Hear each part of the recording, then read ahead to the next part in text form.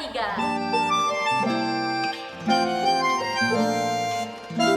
Aku J, Aku Ra. Dan aku Na. kita adalah Jana. Nah, pada sore hari yang sangat indah ini, kita bisa diberi kesempatan untuk memperkenalkan dan juga mengajak teman-teman untuk mengulas jurnal yang kita buat. Lebih tepatnya, jurnal yang kita buat di mata kuliah Kritik Sastra. Nah, sebelum itu, bagaimana jika kita perkenalan diri terlebih dahulu ya, teman-teman? Boleh. Oke, aku sendiri sebagai host yakni Jacinda Aurela Sasongko, bisa dipanggil JJ dengan 3 digit NIM terakhir 036. Salam kenal. Salam kenal.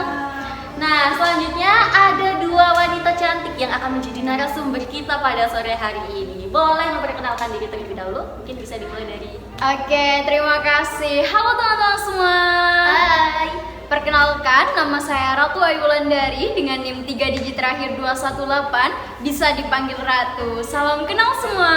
Salam kenal Ratu. Bisa dilanjutkan? Baik, perkenalkan teman-teman semuanya. Perkenalkan, nama saya Kirana Udia Sutri Mayasari, biasa dipanggil Kirana dengan 3 digit NIM terakhir 204. Salam kenal Kirana. Oke, karena kita sudah berkenalan, bagaimana jika kita langsung saja masuk ke pembahasan yang sangat menyerukan ini?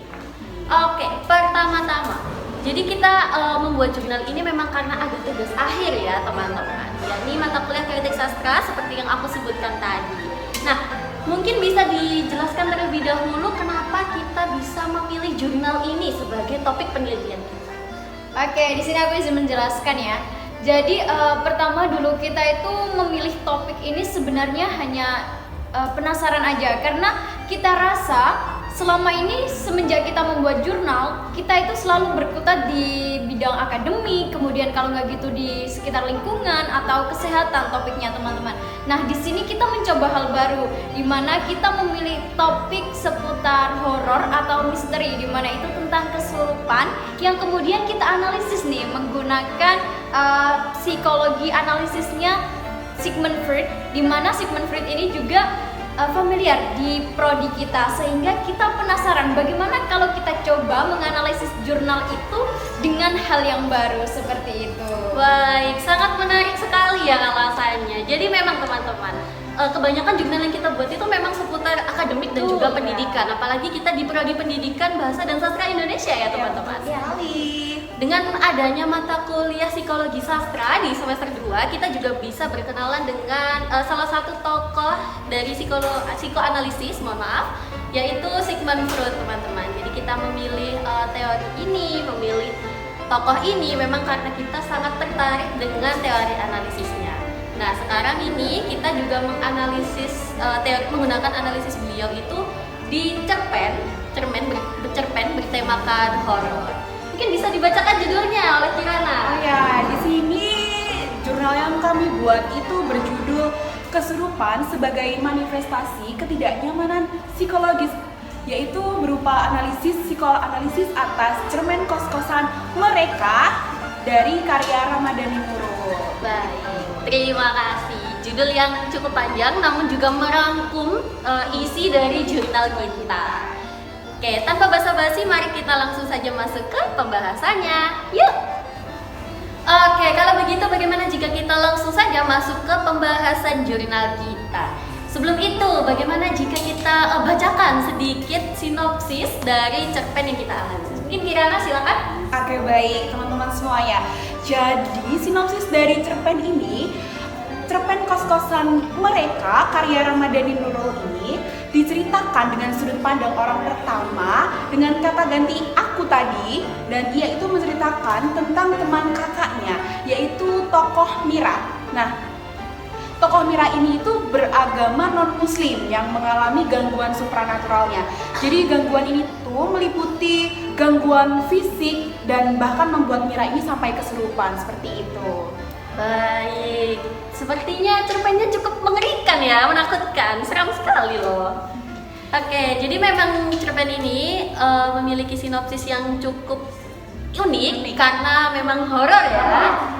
Bahkan Mira ini sampai minta bawang merah ya kalau tidak salah di cerpennya. Betul. Hanya untuk pelepasan stres gitu teman-teman. Baik, terima kasih karena sinopsisnya sudah dibacakan. Sekarang aku penasaran nih, teori yang kita gunakan itu tadi katanya teori psikoanalisis punyanya Sigmund Freud. Nah, mungkin bisa dijelaskan apa sih sebenarnya teori psikoanalisis itu? Mungkin Ratu silakan. Oke, terima kasih. Di sini aku izin menjelaskan ya teman-teman.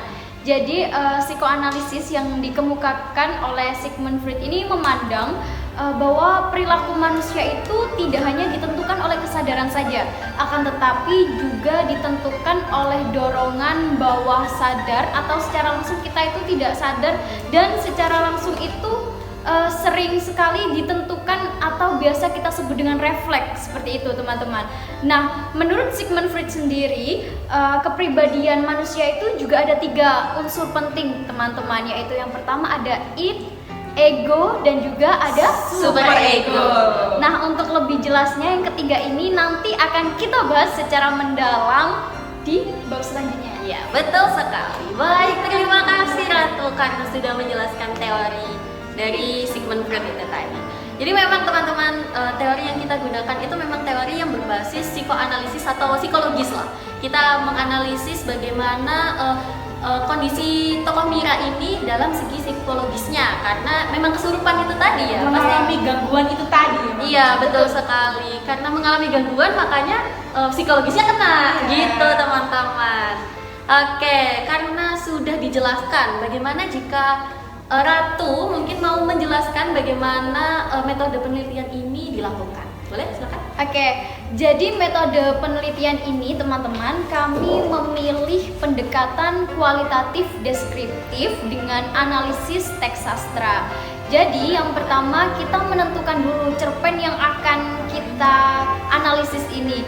Nah, kemudian kita sudah tahu nih cerpen yang akan kita analisis ini cerpen kos-kosan mereka. Kemudian kita bacanya itu secara cepat dulu, kemudian kita baca secara mendalam dan langsung kita analisis teks atau cerpen tersebut, seperti itu. Baik, menarik sekali ya, karena memang saat itu kita memang mencari-cari kira-kira cerpen ini yang bagusnya dianalisis itu apa sih? Iya, betul. Bahkan waktu kita sebelum menemukan cerpen kos-kosan mereka ini, kita sempat membaca beberapa cerpen ya. Iya, betul. Tapi kita merasa kurang cocok sehingga akhirnya kita memilih cerpen lagi, ada kurang lebih 5 cerpen ya. Iya, betul, Kita betul. pilih, kita baca, dan baru akhirnya di titik terakhir nih kita menemukan cerpen kos-kosan mereka ini. Iya, betul sekali. Karena memang cerpen karya Ramadhani Nurul ini sangat menarik teman-teman, dan memang belum banyak ya yang menganalisis cerpen horor, mohon maaf. Iya.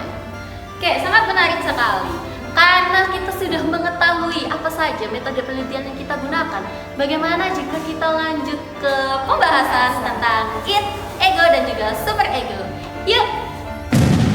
Oke teman-teman, yang pertama aku akan menjelaskan tentang id. Jadi menurut Sigmund Freud, id itu merupakan bagian dasar dari kepribadian manusia. Jadi dia itu memang bersifat refleks dan juga spontan teman-teman. Karena dia itu memang bagian dari diri kita yang paling mendasar. Jadi dia mendasari kepribadian dari diri kita. Bagaimana itu bisa dilihat dalam tokoh Mira, yakni jika teman-teman tahu pada salah satu paragraf di cerpen kos-kosan mereka, Mira itu terlihat sedang menggosok giginya. Namun tiba-tiba ada yang menjambak rambutnya. Lebih tepatnya Mira merasa ada yang menjambak rambutnya teman-teman. Nah, dalam tokoh Mira itu mewujudkan dirinya dengan berteriak. Jadi Mira ini dibuat berteriak teman-teman. Karena ya memang siapa yang mau menjambak rambut kita ketika kita lagi gosok gigi di kamar mandi ya teman-teman. Tiba-tiba banget gitu ya. Iya, betul sekali. Tentu saja Mira itu merasa kaget, ya spontan. Reaksi spontan dari Mira itu adalah kaget dan juga berteriak. Disitulah perwujudan id dari tokoh Mira teman-teman. Oke, baik. Nah, tadi kan sudah disinggung ya tentang id. Sekarang kita beralih ke ego, teman-teman.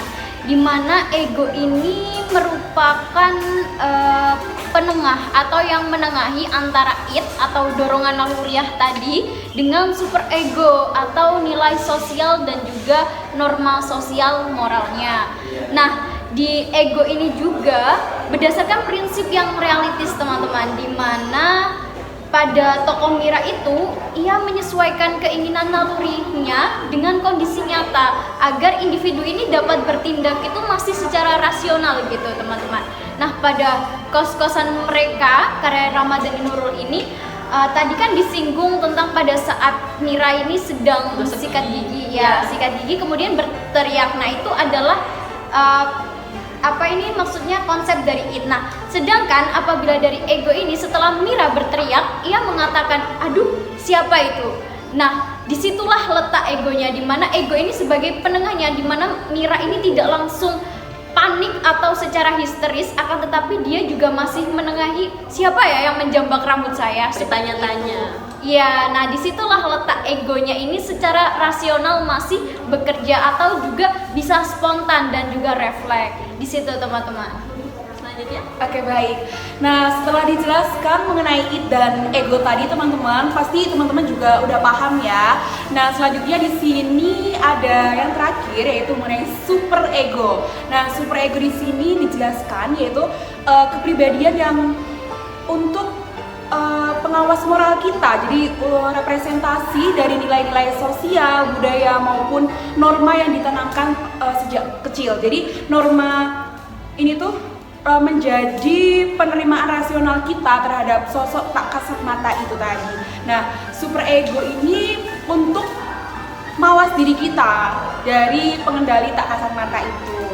Nah, super ego dari kos-kosan mereka, karya Ramadhani Nurul ini juga termanifestasi melalui keyakinan religius, nilai moral, dan sikap tokoh yang berusaha menahan ketakutan serta tetap berperilaku sesuai normanya tadi. Nah, pasti tadi tokoh dari siapa tadi? Mira ya. Nah, itu mengalami menahan ketakutannya seperti yang dicontohkan tadi dari it dan ego. Nah, jadi tokoh Mira ini membuat kekuatan moral yang menuntun dia sendiri itu tetap berpegang teguh pada keyakinan dan ajaran agama di tengah ancaman supranatural tadi. Begitu. Wow, menarik sekali ya pembahasan kita tentang it, ego, dan juga super ego. Oke teman-teman, itu tadi adalah penjelasan tentang it, ego, dan juga super ego dari tokoh Mira di cerpen karya Ramadhani Nurul dengan judul Kos-Kosan Mereka. Nah, mungkin teman-teman memang masih ada yang belum begitu paham atau mungkin ada menyimpan pertanyaan begitu. Karena memang yang kita jelaskan itu masih di tahap awal. Di sini di jurnal kami membuat penelitian yang lebih lengkap. Bisa ditunjukkan ya ini ya. Ya, jadi kita memang membuat penelitian yang jauh lebih lengkap di dalam jurnal kami, teman-teman. Jadi apabila teman-teman penasaran, mungkin bisa kita share ya setelah ini jurnalnya begitu, teman-teman. Sebelum kita tutup nih, Ratu dan juga Kirana, mungkin ingin menyampaikan kesimpulan dari jurnal yang sudah kita buat ini. Mungkin silakan. Oke, baik. Jadi dari jurnal tadi yang sudah kita bahas teman-teman, bisa disimpulkan bahwa cerpen Kos-Kosan Mereka ini karya Ramadhani Nurul itu tidak hanya mempresentasikan horor supranatural saja, akan tetapi juga lebih dalam mencerminkan konflik psikis yang dialami oleh tokoh Mira tersebut.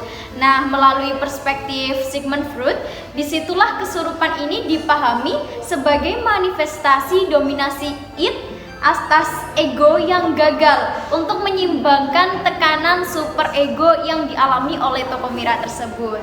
Kirana, silakan tambahkan.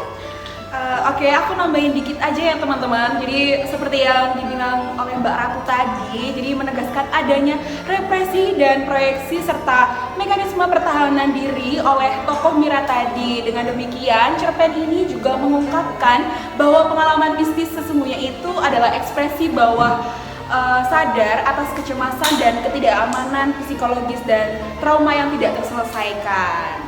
Baik, terima kasih. Jadi memang kesimpulannya kita menggunakan teori ini untuk menganalisis kondisi psikis dari tokoh bernama Mira itu tadi ya teman-teman. Betul sekali.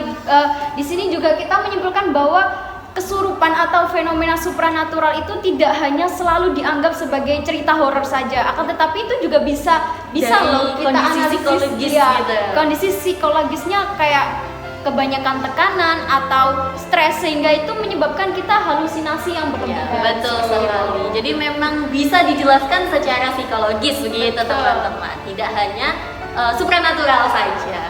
Baik, sungguh pembahasan yang sangat menarik dari kelompok kami. Terima kasih juga kepada teman-teman yang sudah bersedia untuk menjelaskan. Di sini mungkin bisa kita cukupkan. Kami pamit undur diri. Aku J. Aku Ra. Dan aku, Nah. Kami pamit undur diri.